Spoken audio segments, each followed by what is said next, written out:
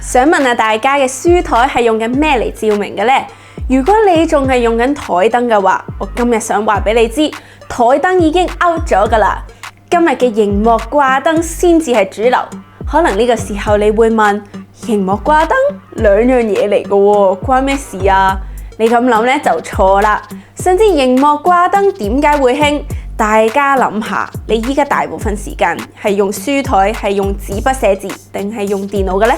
我諗一定係電腦啦。呢個世代咧真係越嚟越少人真係需要用到紙同埋筆，再加上唔知大家有冇試過用枱燈嘅時候擺呢度又阻住自己睇 mon， 擺嗰度又反光，跟住再擺呢度又有陰影或者一邊光一邊暗。一係咧就係張枱其實唔係大，但係就俾枱燈壓住晒啲位。所以今日就想同大家橫評一下6款電腦熒幕燈，話俾大家知究竟熒幕掛燈有啲咩咁好，點解唔應該繼續用枱燈，而熒幕掛燈會成為大趨勢呢？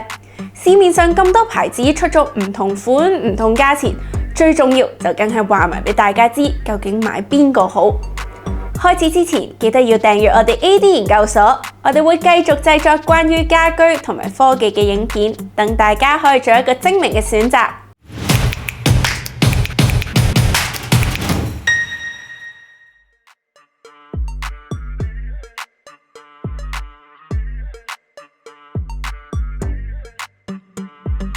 今日我哋為大家揾嚟嘅6款電腦熒幕掛燈，分別就係 L-Sense E1129、Philips 66242 Edison、BenQ 嘅Width Screen Bar、Momax 嘅QL11 Lane、Xpower 嘅ML1 同埋 Altman 嘅50cm。其實好簡單，今次嘅熒幕燈咧就分為3個 level。最高 level 咧就係最貴嘅 BenQ， 然之後第2等級就係獨立控制器嘅 L-Sense 同埋其他款式。其實咧熒幕掛燈最緊要都係嗰3樣嘢：夠光、唔反光，同埋無論咩都係要睇嘅價錢。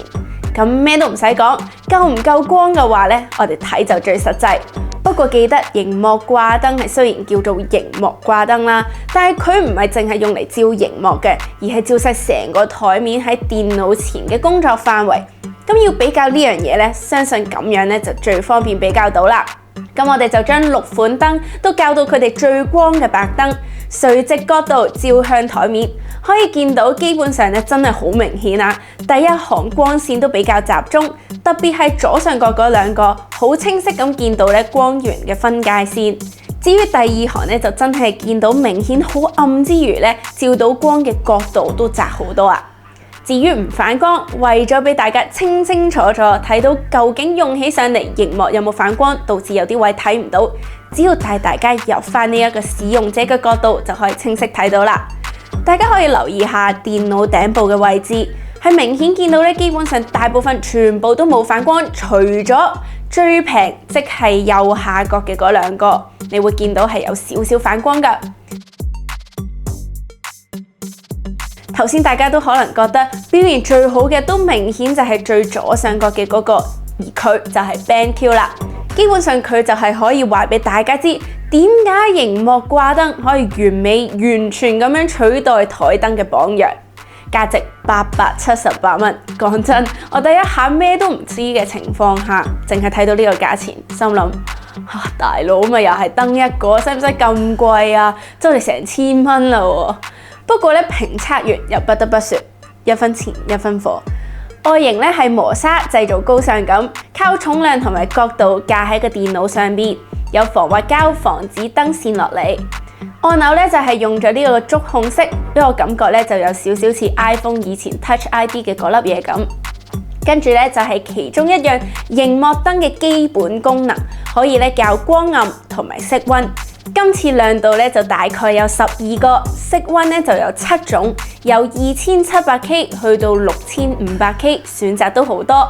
不過你會見到呢一度咧有一粒唔係掣，但係又同啲掣擺埋一齊嘅嘢，其實咧就係光感應器。而呢一個咧就係 BenQ 點解會貴，點解咧係最高級嘅原因，同埋佢同枱燈最唔同嘅地方就係因為佢多咗呢一個自動調光功能。靠住呢個光感應器去感應環境嘅燈光，呢一個自動調光模式就會自動幫你調校一個最適合嘅光暗。例如就係一般人用電腦國際標準嘅亮度咧，其實就係應該要喺300至500 lux， 而呢一個自動調校模式就會 within 300至500 lux 去調校。例如如果我哋嘅環境比較暗，咁佢就會自動校光啲啦；如果環境光啲咧，就會自動校翻暗啲。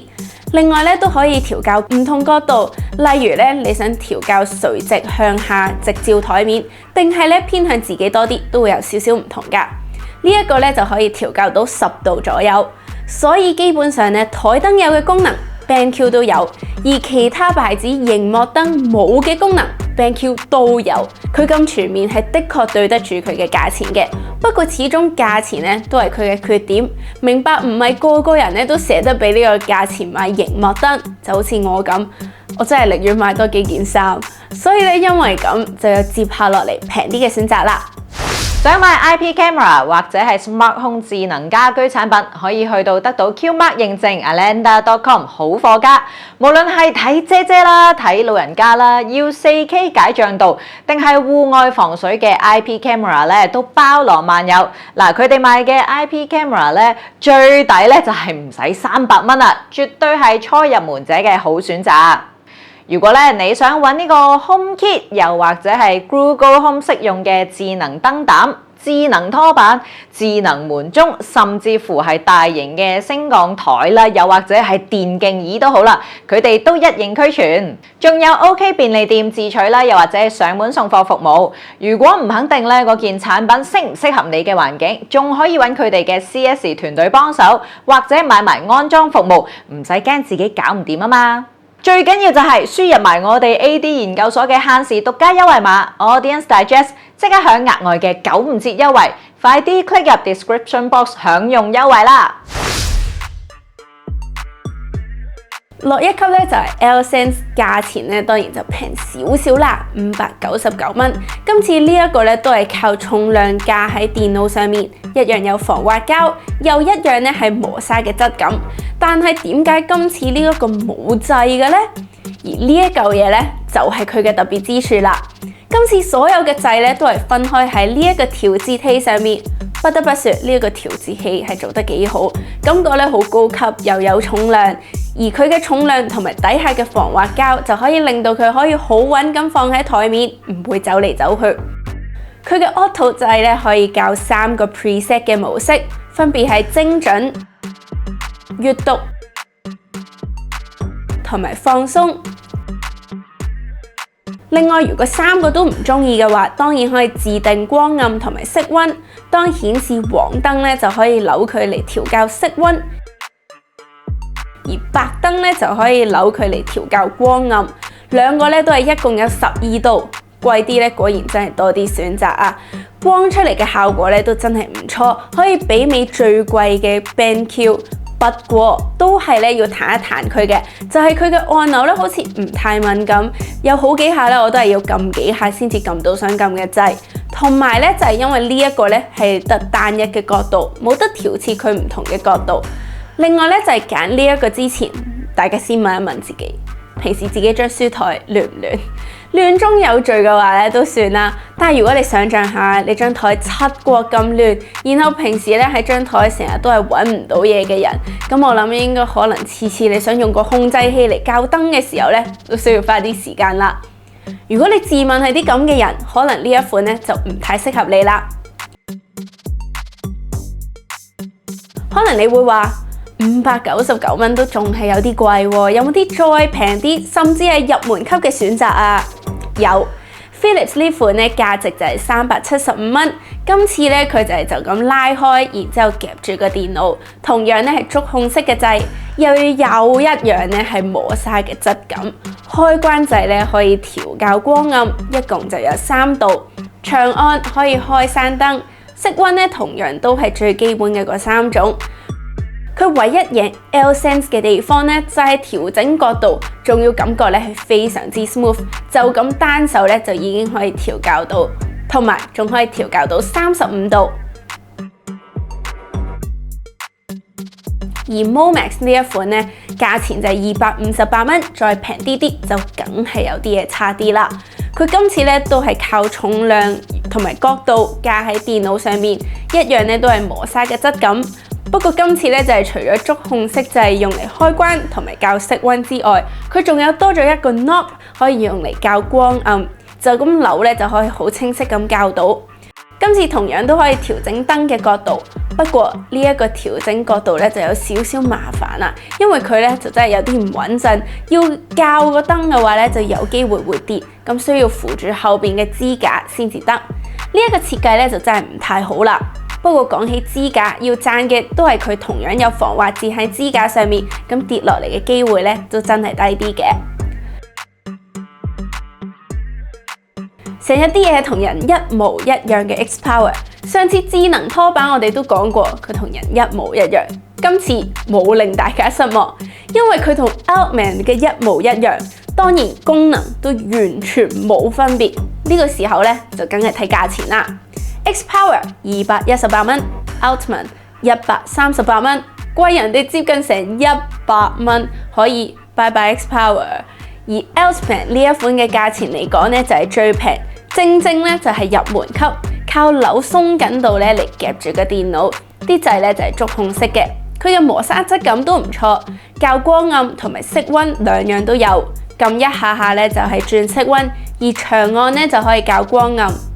不過咧我就覺得校光暗呢一個位咧就有少少唔方便啦。你話校最光同埋最暗兩個極端咧就咩問題都冇啦。但係如果你想校中間嘅話呢，可能就要 mon 實想要嘅光度，一到咗之後就即刻放手，真係快1秒慢1秒都唔得，就會難啲校到最準確自己想要噶啦。不過得佢有嘅就係最左邊呢一粒60分鐘計時，夠鐘就會自動閂燈，方便大家想限制自己用電腦時間嘅好幫手。例如平時咧，如果你成日打機打到停唔到手嘅話，呢一個功能咧可能就可以幫到你自律少少，夠鐘就自動熄燈叫停你。而最右邊個粒就係閱讀模式，其實純粹咧就係一個 preset 咗光暗嘅白黃燈，冇乜特別。呢一個咧同樣有得調校角度，不過佢嘅校位咧就真係有啲實，有啲難咧準確咁調到自己想要嘅角度啊。如果你新入手想試試佢先嘅話咧，呢一個有齊所有基本功能，雖然效果咧就冇咁好噶啦，但係如果入門級咧係絕對唔錯嘅選擇嚟噶。所以講晒咁多之後，總括嚟講好簡單，螢幕掛燈最基本一定要有嘅功能就係調光暗、色溫同埋角度，最緊要同時唔好反光。我諗邊個好邊個唔好咧都好清楚噶啦，好就一定係最貴嘅 BenQ， 要平嘅話試下先就可以揀下 Altman， 所以咧需要大家自己取捨價錢同埋功能啦。不過咧要提多次大家，如果屋企嘅 mon 形狀係比較特別，例如係曲面 mon 或者咧一啲特別厚嘅機身咧都要小心，最好買之前咧就要 check 多次螢幕掛燈係咪真係適合自己個 mon 嚟用啦。如果大家有啲咩產品想我哋橫評嘅話，記得要喺下邊留言話俾我哋知，咁我哋就下集再見，拜拜。